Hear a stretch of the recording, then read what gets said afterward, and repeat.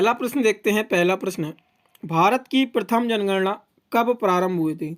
1872 में, 1881 से, 1891 में, 1894 में। तो जो भारत की प्रथम जनगणना थी वो 1872 में प्रारंभ हुई थी। 1872 में जो भारत की जनगणना हुई थी वो लॉर्ड मियो के शासनकाल में हुई थी। किसके शासनकाल में हुई थी? लॉर्ड मियो के शासनकाल में हुई थी। भारत में नियमित रूप से जो जनगणना प्रारंभ हुई वो 1881 से प्रारंभ हुई नियमित रूप से, और जो 2011 की जनगणना है वो 7वीं जनगणना है नियमित रूप से। और यहाँ पे आप लोगों को बता दें, विश्व में सर्वप्रथम जनगणना कराने का श्रेय किस देश को जाता है? तो वो है स्वीडन। स्वीडन ने विश्व में सर्वप्रथम जनगणना कराई थी, और वो कब कराई थी? तो वो कराई थी 1749 में। अगला प्रश्न देखते हैं। ये वीडियो आप लोगों के एग्जाम पॉइंट ऑफ व्यू से बहुत ही ज़्यादा इम्पोर्टेंट होने वाला है। इसमें हमने 2011 जनगणना के महत्वपूर्ण तत्व और इम्पोर्टेंट प्रश्नों को कवर किया है, तो पूरा वीडियो आप लोग बहुत ध्यान से देखें। लास्ट में आपसे एक प्रश्न भी पूछा है, उसका आंसर आप लोग कमेंट बॉक्स में ज़रूर दें। तो प्रश्न देखते हैं। वर्ष 2011 की जनगणना के अनुसार जनसंख्या दृष्टि से देश का दूसरा सबसे बड़ा राज्य कौन सा है? बिहार, बंगाल, महाराष्ट्र, राजस्थान। तो जनसंख्या की दृष्टि से देश का दूसरा सबसे बड़ा राज्य कौन सा है? महाराष्ट्र। अब यहाँ पे 2011 की जनगणना के अनुसार जनसंख्या की दृष्टि से 3 सबसे बड़े राज्य देखते हैं, प्रथम, द्वितीय और तृतीय राज्य। तो यहाँ पे जो पहला राज्य है जनसंख्या की दृष्टि से तो वो है उत्तर प्रदेश, दूसरा राज्य है महाराष्ट्र, तीसरा राज्य है बिहार। उत्तर प्रदेश प्रथम है, दूसरे नंबर पर महाराष्ट्र आता है जनसंख्या की दृष्टि से, तीसरे नंबर पर जनसंख्या की दृष्टि से बिहार आता है। अगला प्रश्न देखते हैं। अगला प्रश्न है, 2011 की जनगणना के अनुसार किस केंद्र शासित प्रदेश का शिक्षा प्रतिशत सर्वाधिक है? दिल्ली, पुदुचेरी, लक्षद्वीप, अंडमान एंड निकोबार द्वीप समूह। तो 2011 की जनगणना के अनुसार लक्षद्वीप का शिक्षा प्रतिशत सबसे अधिक है केंद्र शासित प्रदेशों में, और सबसे कम शिक्षा प्रतिशत किसका है केंद्र शासित प्रदेशों में? तो वो है दादर नगर हवेली का। किसका है? दादर नगर हवेली का। अब यहाँ पे राज्यों के शिक्षा प्रतिशत के बारे में देखते हैं। सबसे ज़्यादा शिक्षा प्रतिशत वाला राज्य कौन सा है? तो वो है केरल, और दूसरे नंबर पर आता है मिजोरम। सबसे ज़्यादा शिक्षा प्रतिशत में पहले नंबर पर है केरल, दूसरे नंबर पर है मिजोरम। अब देखते हैं सबसे कम शिक्षा प्रतिशत वाले राज्य, तो उसमें पहले नंबर पर आता है बिहार, दूसरे नंबर पर आता है अरुणाचल प्रदेश। कौन सा आता है सबसे कम शिक्षा प्रतिशत वाले दूसरे नंबर पे? तो वो है अरुणाचल प्रदेश। अगला प्रश्न देखते हैं। अब अगला प्रश्न है, 2011 की जनगणना के अनुसार सबसे अधिक अनुसूचित जाति वाला राज्य कौन सा है? मेघालय, मिजोरम, उत्तर प्रदेश, मध्य प्रदेश। तो इस प्रश्न का राइट ऑप्शन होगा उत्तर प्रदेश। उत्तर प्रदेश में सर्वाधिक एससी रहते हैं, और सबसे ज़्यादा एसटी 2011 की जनगणना के अनुसार किस राज्य में रहते हैं?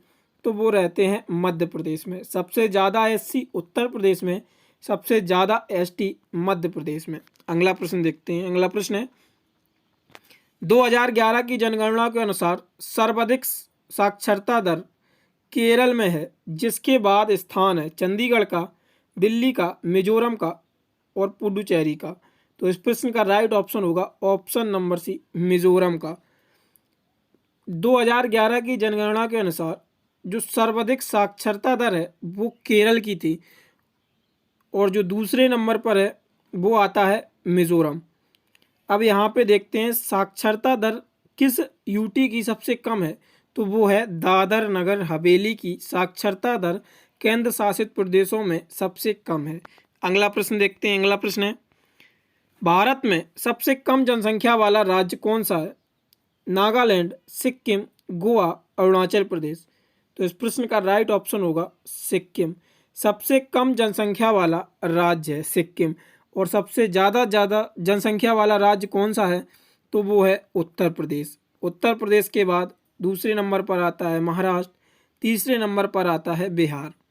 अगला प्रश्न देखते हैं। अगला प्रश्न है, भारत का सर्वाधिक जनसंख्या वाला जिला कौन सा है? चेन्नई, उत्तर पूर्वी दिल्ली और ठाणे। तो इस प्रश्न का राइट ऑप्शन होगा ठाणे। ठाणे जो है वो भारत का सर्वाधिक जनसंख्या वाला जिला है। अगला प्रश्न देखते हैं। अगला प्रश्न है, भारत का सबसे अधिक जनसंख्या वाला शहर कौन सा है? दिल्ली नगर समूह, कोलकाता नगर समूह, चेन्नई नगर समूह और बेहतरत मुंबई नगर समूह। तो इस प्रश्न का राइट ऑप्शन होगा ऑप्शन नंबर डी, बेहतर मुंबई नगर समूह सबसे अधिक जनसंख्या वाला शहर है। अगला प्रश्न देखते हैं। अगला प्रश्न है, 2011 की जनगणना के अनुसार भारत के न्यूनतम जनसंख्या घनत्व वाले राज्यों का सही क्रम अरुणाचल प्रदेश, मिजोरम, नागालैंड तथा सिक्किम। बी ऑप्शन है अरुणाचल प्रदेश, नागालैंड, मिजोरम तथा सिक्किम। सी ऑप्शन है अरुणाचल प्रदेश, मिजोरम, सिक्किम तथा नागालैंड और डी ऑप्शन है सिक्किम, अरुणाचल प्रदेश, नागालैंड तथा मिजोरम। तो इस प्रश्न का राइट ऑप्शन होगा option number C, Arunachal Pradesh, Mizoram, Sikkim तथा नागालैंड।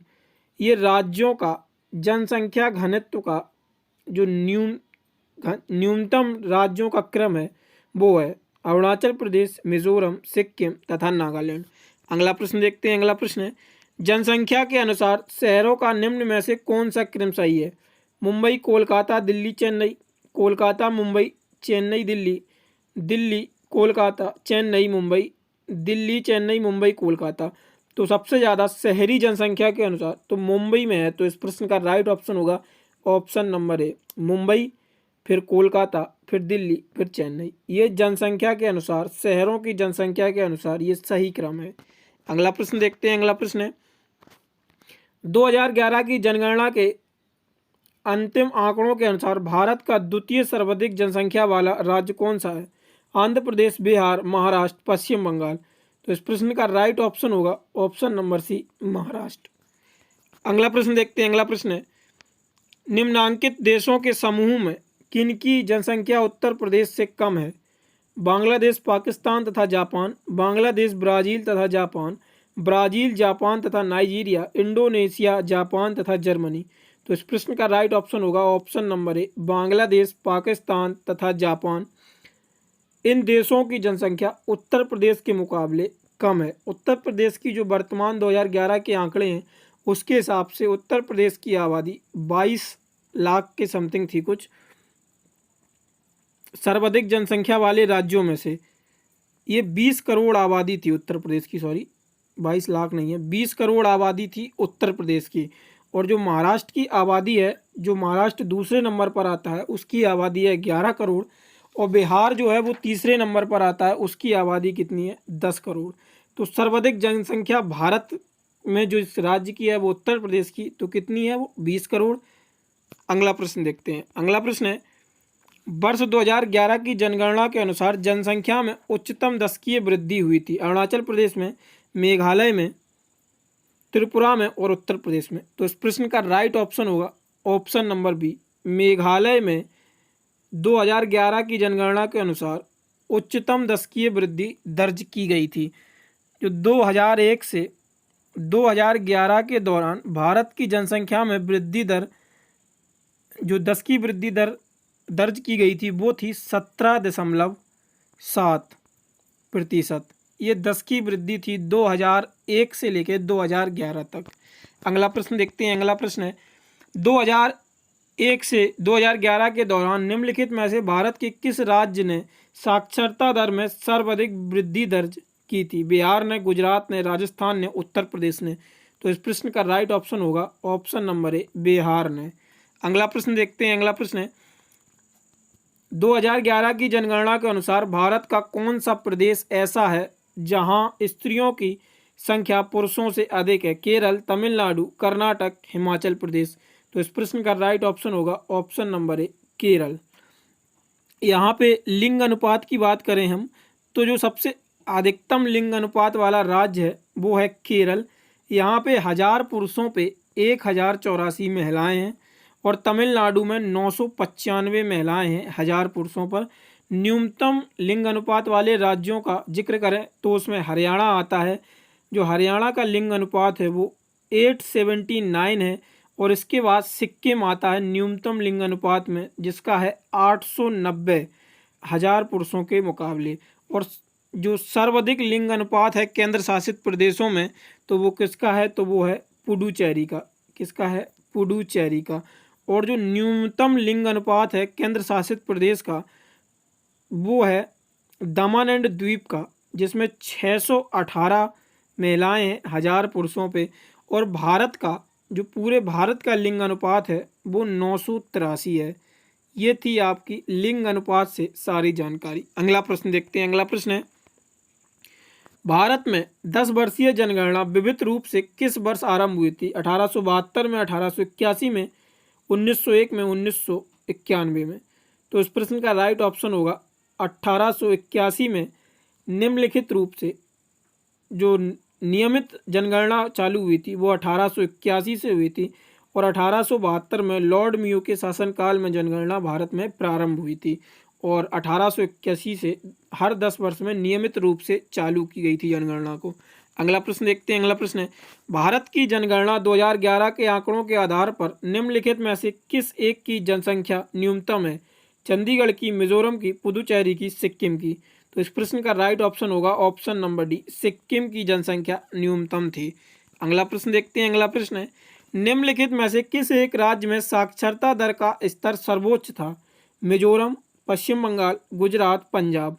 तो इस प्रश्न का राइट ऑप्शन होगा ऑप्शन नंबर ए, मिजोरम। अगला प्रश्न देखते हैं। अगला प्रश्न है, भारत की जनसंख्या को संगठित करने वाले मुख्य प्रजाति समूह द्रविड़, आर्य और मंगोलाव हैं। मंगोलाव कहाँ रहते हैं? पश्चिम भारत में, दक्षिण भारत में, उत्तर पूर्वी भारत में और दक्षिण पश्चिम भारत में। तो इस प्रश्न का राइट ऑप्शन होगा ऑप्शन नंबर सी, उत्तर पूर्वी भारत। अगला प्रश्न देखते हैं। अगला प्रश्न है, भारत में न्यूनतम जनसंख्या वाला जिला कौन सा है? अंजा, लेह, लांगलेग, दिव्यांग घाटी। तो इस प्रश्न का राइट ऑप्शन होगा दिबांग घाटी। दिबांग घाटी भारत में न्यूनतम जनसंख्या वाला जिला है।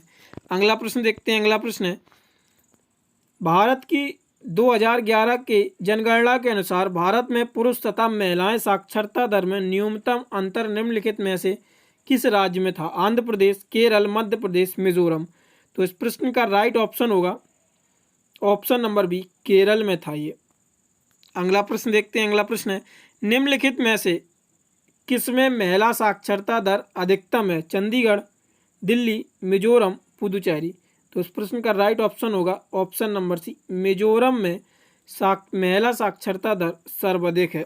अगला प्रश्न देखते हैं। अगला प्रश्न है, जनसंख्या पिरामिड की आकृति जनसंख्या की विशेषताओं को प्रतिबिंबित करती है। भारत में पिरामिड की आकृति कैसी है? घटाकर और शीर्ष की ओर सुडाकार, संकीर्ण आधार और सुडाकार शीर्ष, विस्तृत आधार और सुडाकार शीर्ष, संकीर्ण आधार और संकीर्ण शीर्ष। तो इस प्रश्न का राइट ऑप्शन होगा ऑप्शन नंबर सी, विस्तृत आधार और सुडाकार शीर्ष। अगला प्रश्न देखते हैं। अगला प्रश्न है, भारत आज जनजातीय संक्रमण के किस चरण में है? उच्च जन्म दर तथा उच्च मृत्यु दर, उच्च जन्म दर तथा निम्न मृत्यु दर, उच्च जन्म दर तथा गिरती मृत्यु दर, निम्न जन्म दर तथा निम्न मृत्यु दर। तो इस प्रश्न का राइट ऑप्शन होगा ऑप्शन नंबर सी, उच्च जन्म दर और गिरती मृत्यु दर। भारत की जनांकीय संक्रमण का ये चरण है, उच्च दर, उच्च जन्म दर तथा गिरती मृत्यु दर। और अब देखते हैं कल के वीडियो के प्रश्न का आंसर। कल हमने आप लोगों से प्रश्न पूछा था, जैन साहित्य का संकलन किस भाषा व लिपि में है? तो जैन साहित्य का संकलन पाली और पूर्व नगदी भाषा में इसका संकलन किया गया है। और अब देखते हैं यहाँ पे कुछ इम्पोर्टेंट फैक्ट आप लोगों के जनसंख्या की दृष्टि से। यहाँ पे देखते हैं, राष्ट्रीय जनसंख्या नीति 2000 के अंतर्गत जनसंख्या में स्थिरता प्राप्त करने का जो भारत का 2045 में लक्ष्य था, उसको 2070 तक कर दिया गया है। और आप लोगों को मैंने बताया था, जो भारत की दशकीय वृद्धि थी 2001 से लेकर 2011 तक, जो 10 की वृद्धि थी वो कितनी दर्ज की गई थी, तो वो दर्ज की गई थी 17.7%। 10 की वृद्धि दर्ज की गई थी। और यहाँ पे देखते हैं जो जनगणना का उच्च अधिकारी होता है वो कौन होता है, वो होता है रजिस्टर्ड जर्नल। कौन होता है? Registered journal and census commissioner of India. जो 2011 की जनगणना है ये स्वतंत्र भारत की 7वीं जनगणना है। ठीक है दोस्तों। और यहाँ पे आंकड़े देखते हैं, अधिकतम जनसंख्या घनत्व वाला वर्ग, तो जो इसमें सबसे प्रथम आता है बिहार, दूसरा नंबर आता है पश्चिम बंगाल का, और भारत में जो पूरे भारत का जनसंख्या घनत्व है वो कितना है, तो वो आता है 382। स्त्री और पुरुष साक्षरता दर में सबसे अधिक अंतर किस राज्य में है? पूरे भारत का देखा जाए तो वो राजस्थान में है। स्त्री और पुरुष साक्षरता दर में सबसे अधिक अंतर राजस्थान में है।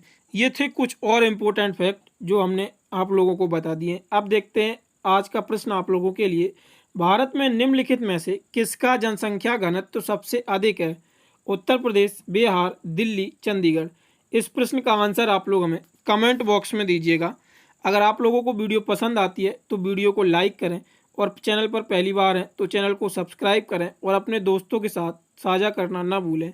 इन प्रश्नों का अगर आप लोग ऑनलाइन टेस्ट देना चाहते हैं तो डिस्क्रिप्शन में वेबसाइट का लिंक दे रखा है, वहाँ से आप लोग इसको टेस्ट को दे सकते हैं। और PDF प्राप्त करने के लिए आप लोग हमारे व्हाट्सएप ग्रुप से भी जुड़ सकते हैं, जिसका लिंक डिस्क्रिप्शन में दिया हुआ है। धन्यवाद।